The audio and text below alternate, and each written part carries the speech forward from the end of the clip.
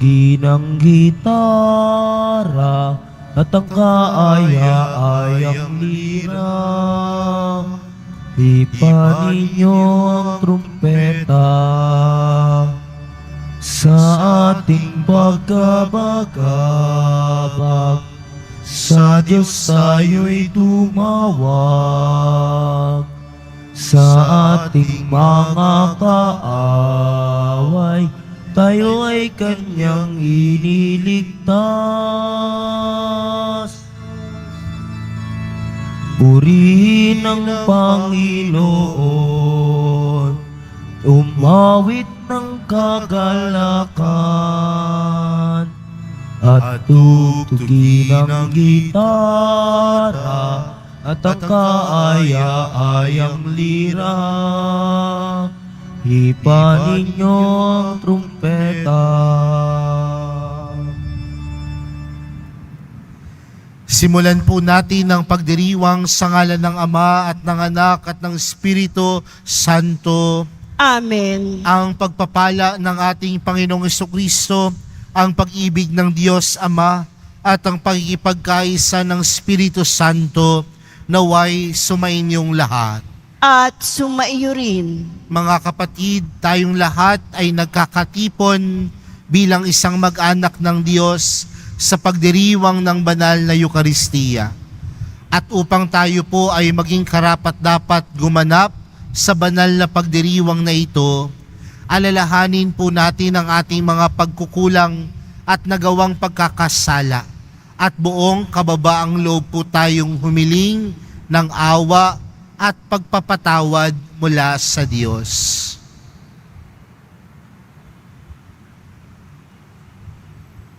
Inaamin ko Sa makapangyarihang Diyos at sa inyo mga kapatid, na na lubha akong akong nagkasala sa isip, sa salita at sa gawa, at sa aking pagkukulang.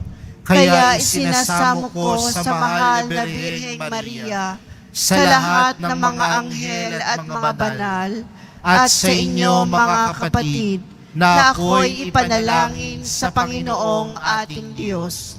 Kaawaan tayo ng makapangyarihang Diyos, patawarin tayo sa ating mga kasalanan, at patnubayan tayo sa buhay na walang hanggan. Amen.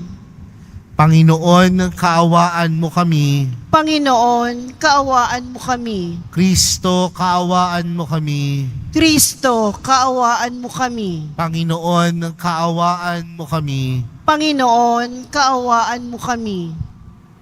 Manalangin tayo.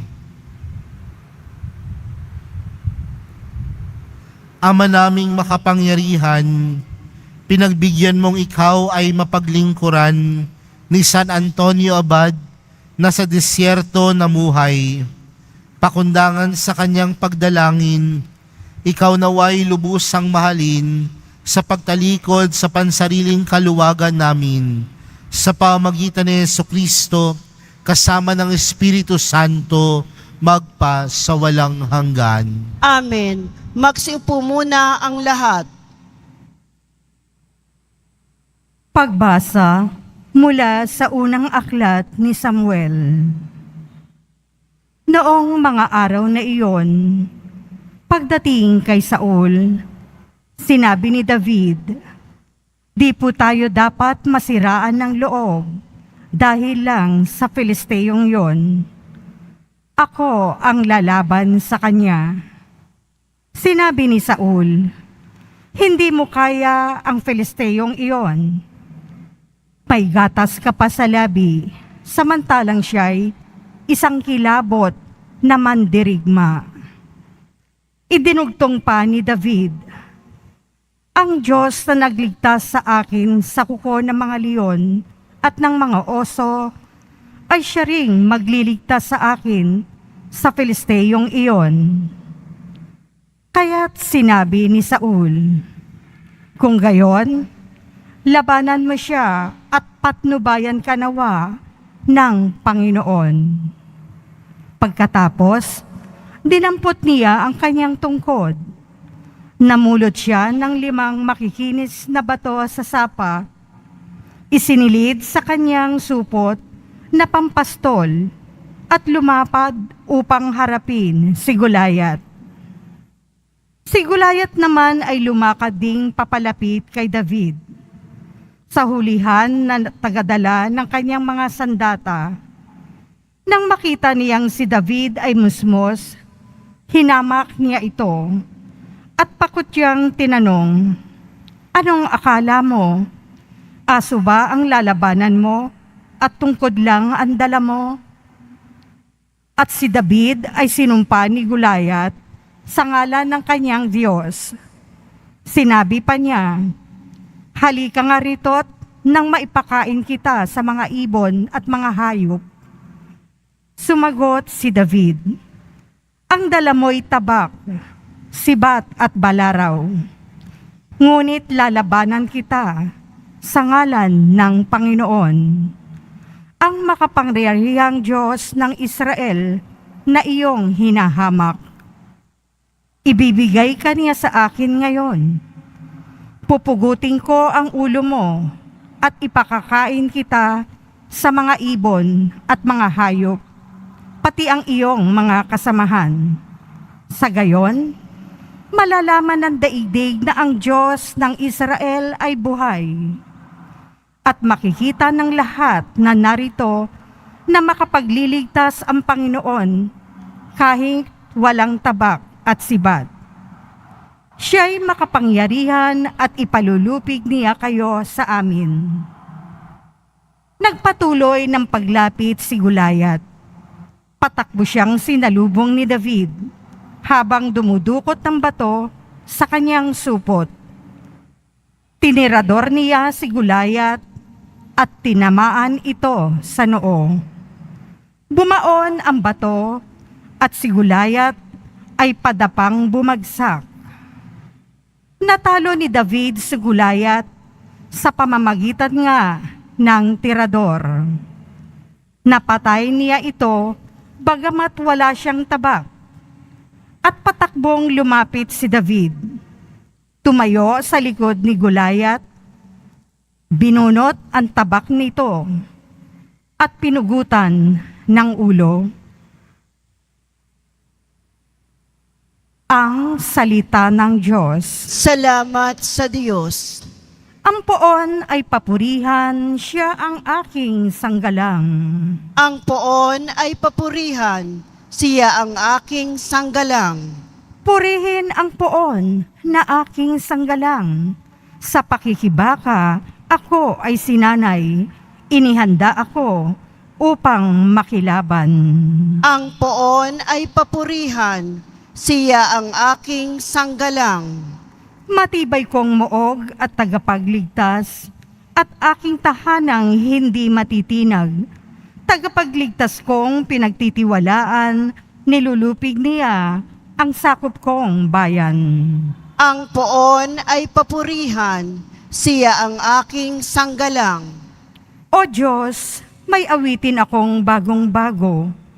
Alpay tutugtugin at aawit ako. Tagumpay ng hari ay iyong kaloob, at iniligtas mo si David mong lingkod. Ang poon ay papurihan, siya ang aking sanggalang. Magsitayo na po ang lahat.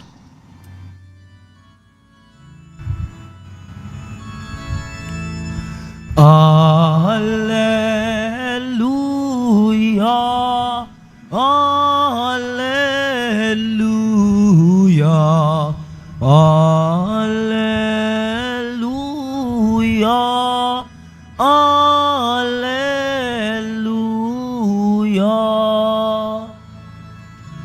Ipinangaral ni Jesus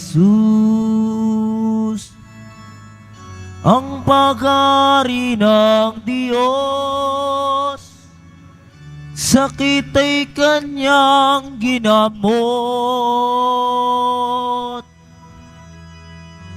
Alleluia, Alleluia, Alleluia, Alleluia.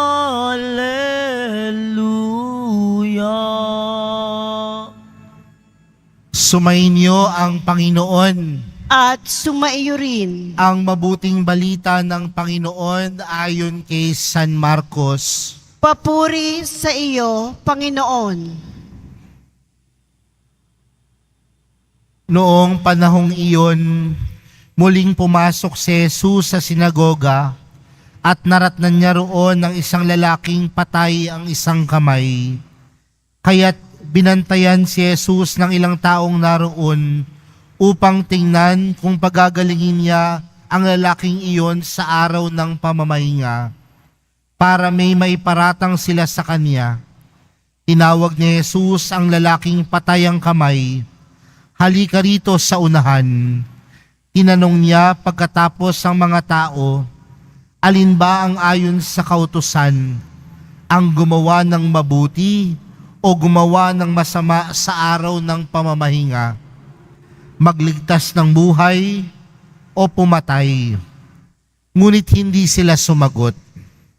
Habang tinitingnan ni Jesus ang mga taong nasa paligid niya, galit at lungkot ang nabadha sa kanyang mukha dahil sa katigasan ng kanilang ulo. Bumaling siya sa lalaki at sinabi, "Iunat mo ang iyong kamay." Iniunat naman ng lalaki ang kanyang kamay at ito'y gumaling. Umalis ang mga Pariseo at nakipagsabwatan sa mga kampo ni Herodes upang ipapatay si Jesus. Mga kapatid, ang mabuting balita ng Panginoon. Pinupuri ka namin, Panginoong Hesukristo. Magsiupo muna po tayong lahat. Magandang tanghali po sa inyong lahat. Sa araw-araw po, gumagawa tayo ng desisyon. O pwede nating sabihin, sa araw-araw, gumagawa po tayo ng pagpili. Mula pa lamang po kaninang umaga, nung dumilat ang ating mga mata, may mga desisyon na tayong ginawa. Babangon ba ako o matutulog? Sa mga oras na ito, marahil gumawa rin tayo ng pagpili.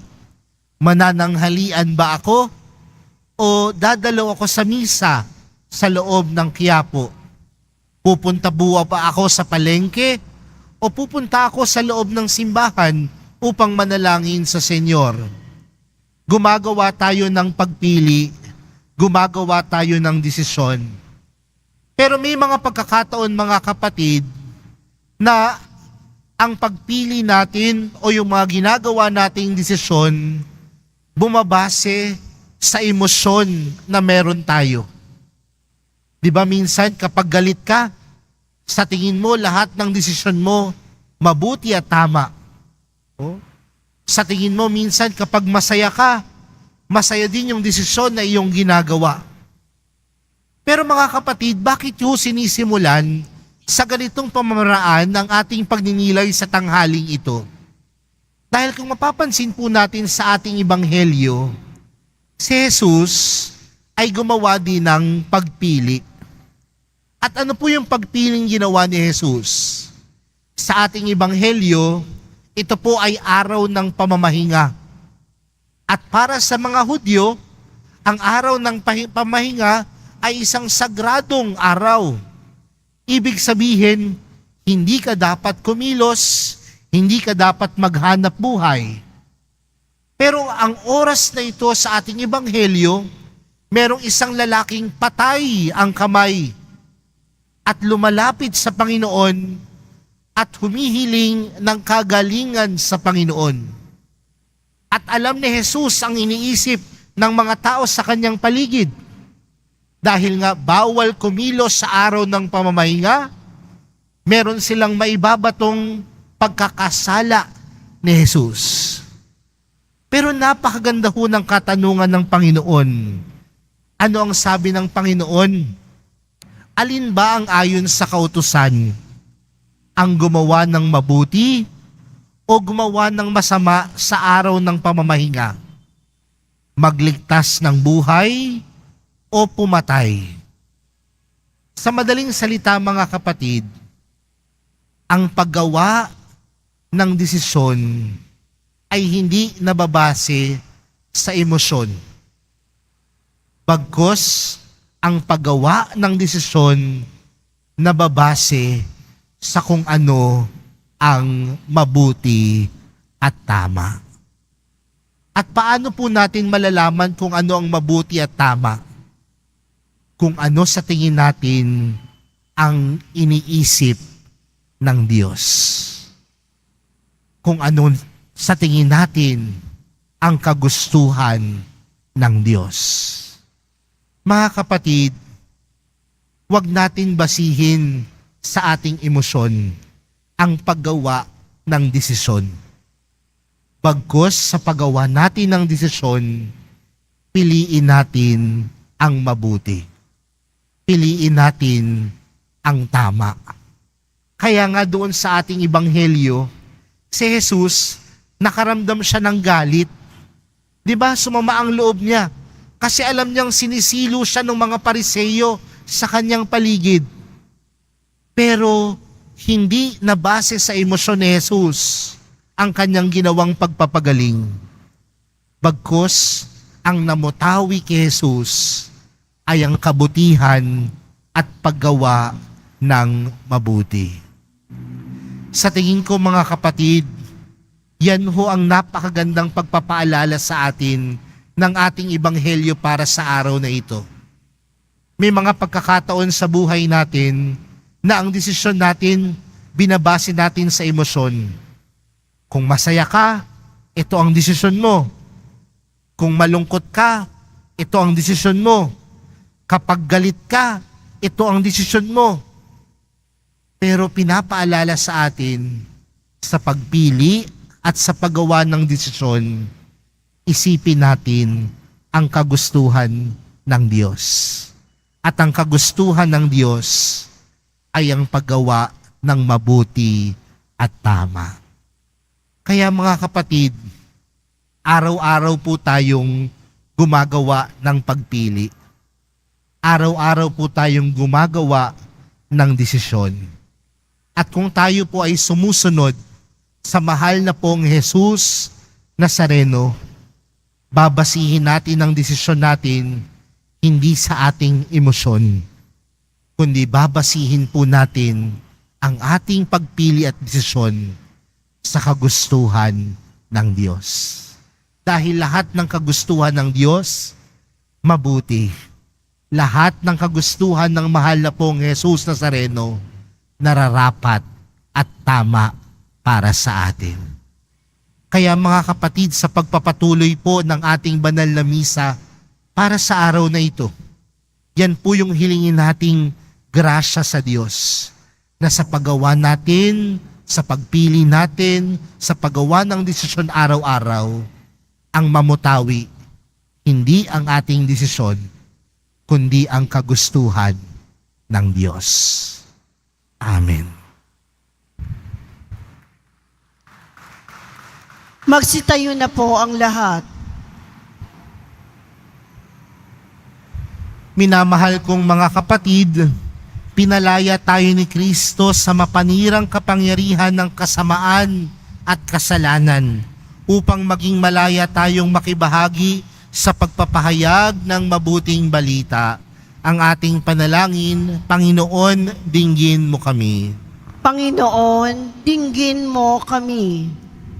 Ang simbahan naway makatagpo ng pamamaraan na mapalaya ang sinuman sa anumang hadlang upang ipahayag ang ebanghelyo.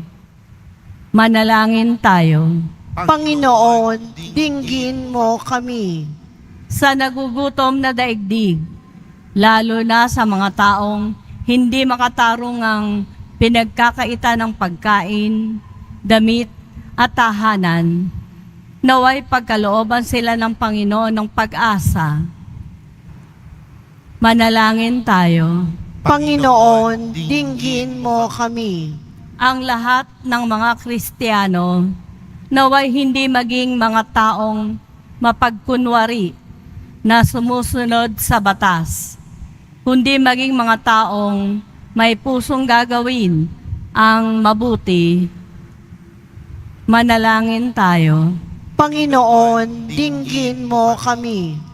Tayong lahat naway magmalasakit sa mga nagdurusa at naghihirap upang mapagaan ang kanilang dinadala at tulungan silang patuloy na manalig sa Diyos. Manalangin tayo. Panginoon, dinggin mo kami. Mapagmahal na Diyos, inaangkin namin na kami ay sa iyo at sa iyong anak. Hinihiling namin ito sa pamamagitan ni Kristong aming Panginoon. Amen. Magsiupo muna po ang lahat.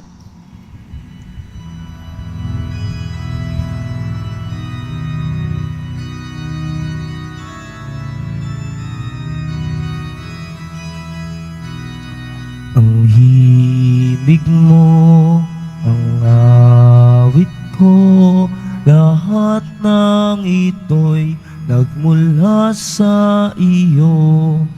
Muling ihahandog sa'yo, buong puso kong inaalay sa'yo. O Diyos, O Panginoon, lahat ay biyayang aming inampon, aming buhay at kakayahan, ito'y para lamang sa'yo, kalwalhatian. Magsitayo na po ang lahat. Manalangin po kayo mga kapatid upang ang paghahain natin ay kalugdan ng Diyos amang makapangyarihan. Tanggapin nawa ng Panginoon itong paghahain sa iyong mga kamay, sa kapurihan niya at karangalan, sa ating kapakinabangan at sa buong sambayanan niyang banal. Ama naming lumikha, kalugdan mo ang alay ngayong si San Antonio'y aming ginugunita. Huwag nawa kaming mahadlangan ng anumang makalupa sa pagkamit namin ng kayamanang pinakadakila na tanging ikaw lamang sa pamamagitan ni Jesucristo kasama ng Espiritu Santo magpa sa walang hanggan. Amen. Sumainyo ang Panginoon. At sumaiyo rin. Itaas sa Diyos ang inyong puso at diwa. Itinaas na namin sa Panginoon. Pasalamatan natin ang Panginoong ating Diyos. Marapat na siya ay pasalamatan. Ama naming makapangyarihan, tunay ngang marapat na ikaw ay aming pasalamatan. Ikaw ay nagniningning sa piling ng mga banal na ikinararangal mo sa kanilang kabutihan. Ibinibigay mo silang huwaran namin araw-araw at katuwang sa pagsamba sa iyong kamahalan. Sa pamagitan ng anak mong si Jesucristo, kami naliligid ng mga banal na tao. Sila'y mga saksi na ang pananalig sa iyo ay magaganap naming sa ikararangal mo. Kaya kaisa ng mga anghel na nagsisiawit ng papuri sa iyo, nang walang humpay sa kalangitan, kami nagbubunyi sa iyong kadakilaan. Santo, Santo, Santo, Panginoong Diyos ng mga hukbo, napupuno ang langit at lupa ng kadakilaan mo. O sana sa kaitaasan, pinagpala ang naparirito sa ngalan ng Panginoon. O sana sa kaitaasan, magsiluhod po ang lahat. Ama naming banal, ikaw ang bukal ng tanang kabanalan. Kaya't sa pamagitan ng iyong Espiritu, gawin mong banal ang kaloob na ito upang para sa amin maging katawan at dugo ng aming Panginoong Hesukristo. Bago niya pinagtiis ang kusang loob na maging handog, hinawakan niya ang tinapay, pinasalamatan kanya, pinaghati-hati niya iyon, iniabot sa kanyang mga alagad at sinabi, "Tanggapin ninyong lahat ito at kanin. Ito ang aking katawan na ihahandog para sa inyo."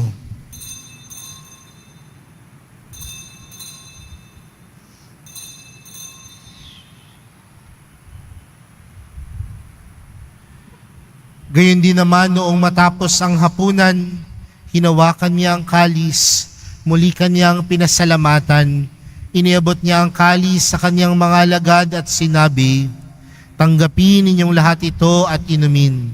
Ito ang kalis ng aking dugo, ng bago at walang hanggang tipan. Ang aking dugo na ibubuhos para sa inyo at para sa lahat, sa ikapagpapatawad ng mga kasalanan. Gawin niyo ito sa pag-alala sa akin."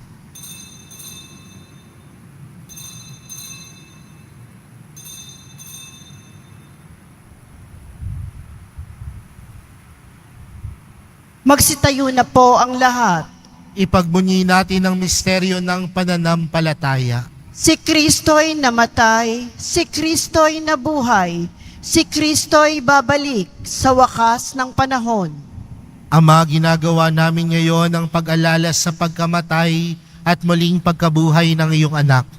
Kaya't inaalay namin sa iyong tinapay na nagbibigay buhay at ang kalis na nagkakaloob ng kaligtasan. Kami nagpapasalamat dahil kami iyong minarapat na tumayo sa harap mo para maglingkod sa iyo.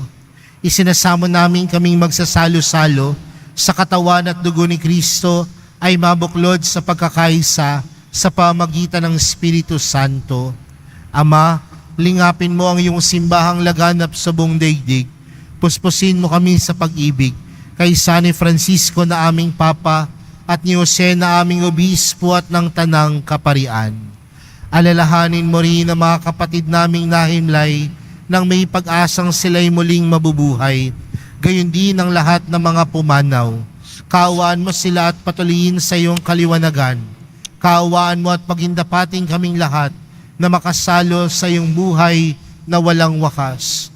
Kaysa ng mahal na Birheng Maria na ina ng Diyos, ng kabiyak ng puso niyang si San Jose, kaysa ng mga apostol at ng lahat ng mga banal na namuhay dito sa daigdig ng kalugod-lugod sa iyo. May pagdiwang nawa namin ng pagpupuri sa ikararangal mo sa pamagitan ng iyong anak na aming Panginoong Hesukristo. Sa pamagitan ni Kristo, kasama niya at sa Kanya, ang lahat ng parangal at papuri ay sa iyo, Diyos amang makapangyarihan, kasama ng Espiritu Santo, magpa sa walang hanggan. Amen. Lumapit po tayo sa Ama natin sa langit, sa panalangin itinuro sa atin ni Jesus. Ama namin, sumasalangit ka. Sambahin ang ngalan mo, mapasa amin ang kaharian mo, sundin ang loob mo dito sa lupa para ng sa langit. Bigyan mo kami ngayon ng aming kakanin sa araw-araw at patawarin mo kami sa aming mga sala para ng pagpapatawad namin sa nagkakasala sa amin. At huwag mo kami ipahintulot sa tukso at iadya mo kami sa lahat ng masama. Hinihiling namin kami adya sa lahat ng masama, pagkalooban ng kapayapaan araw-araw, iligtas sa kasalanan at ilayo sa lahat ng kapahamakan, samantalang aming pinananabikan ang dakilang araw ng pagkapahayag ng tagapagligtas naming si Jesucristo. Sapagkat iyo ang kaharian at ang kapangyarihan at ang kapurihan magpakailanman. Amen. Panginoong Hesukristo, sinabi mo sa iyong mga apostol, kapayapaan ang iniwan ko sa inyo, ang aking kapayapaan ang ibinibigay ko sa inyo. Tunghayan mo ang aming pananampalataya at huwag ang aming pagkakasala. Pagkalooban mo kami ng kapayapaan at pagkakaisa ayon sa iyong kalooban, kasama ng Espiritu Santo, magpa sa walang hanggan. Amen. Ang kapayapaan ng Panginoon ay laging sumainyo. At sumaiyo rin. Magbigayan po kayo ng kapayapaan sa isa't isa. Kordero ng Diyos na nag-aalis ng mga kasalanan ng sanlibutan, maawa ka sa amin. Kordero ng Diyos na nag-aalis ng mga kasalanan ng sanlibutan, maawa ka sa amin. Kordero ng Diyos na nag-aalis ng mga kasalanan ng sanlibutan, ipagkaloob mo sa amin ang kapayapaan. Magsiluhod po ang lahat.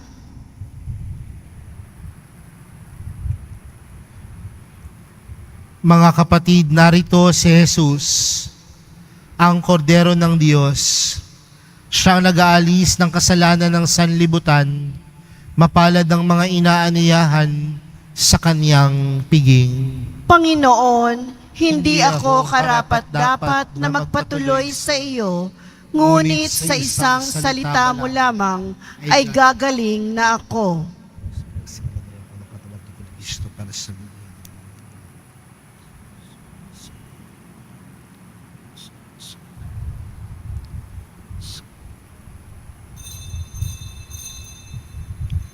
Para sa lahat ng tatanggap ng banal na komunyon, sasagot po tayo ng amen pagkasabi ng pari o ng lay minister ng katawan ni Kristo at isubo agad sa bibig bago umalis sa harapan ng pari o lay minister.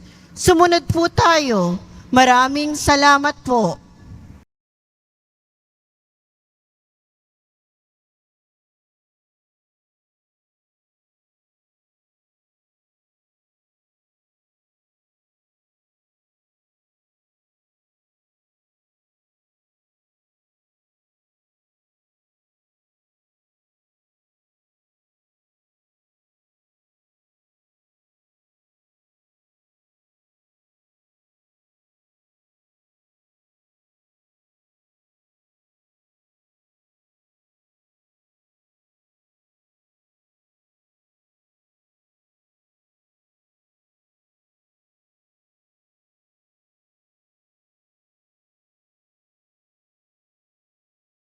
Magsitayo na po ang lahat.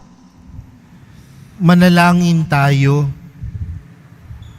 Ama naming mapagmahal, kaming pinapagsalo mo sa banal na paikinabang, ay gawin mong laging makapanaig sa mga kalaban na nilob mong madaig ni San Antonio. Noong sa lakas ng kadiliman, siya'y matagumpay na nakipagtunggalian sa pamagitan ni Jesucristo kasama ng Espiritu Santo magpa sa walang hanggan. Amen. Sumainyo ang Panginoon. At sumaiyo rin. Mahal na pong Jesus Nazareno, inihayag mo sa pamagitan ng krus ang walang maliw na pag-ibig ng Diyos sa sangkatauhan. Pakinggan mo ang kahilingan ng iyong angkan na nagsusumamos sa iyo. Makamtanawa nila ang iyong katugunan at tanggapin ang kasagutan na may utang na loob na tinatanaw. Basbasan din po ninyo ang mga dala-dala nilang mga imahen at dasalan.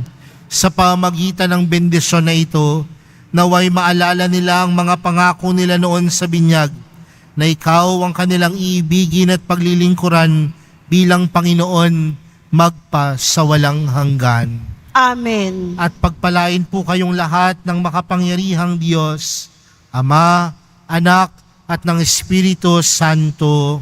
Amen. Humayo po kayong taglayang kapayapaan ng Poong Jesus Nazareno. Salamat sa Diyos.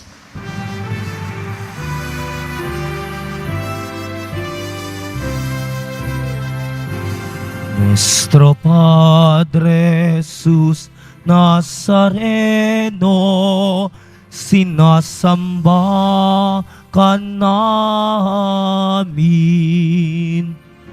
pinipinto ka namin, aral mo ang aming buhay at kaligtasan. Nuestro Padre Jesus Nazareno, iligtas mo kami sa kasalanan. Ang krus mong kinamatayanan ay sagisag ng aming kaligtasan. Nuestro Padre Jesus Nazareno, dinarangal ka namin. Nuestro Padre Jesus Nazareno, nilulwalhati ka namin. Nuestro Padre Jesus Nazareno, dinarangal ka namin. Nuestro Padre Jesus Nazareno, nilulwalhati ka namin.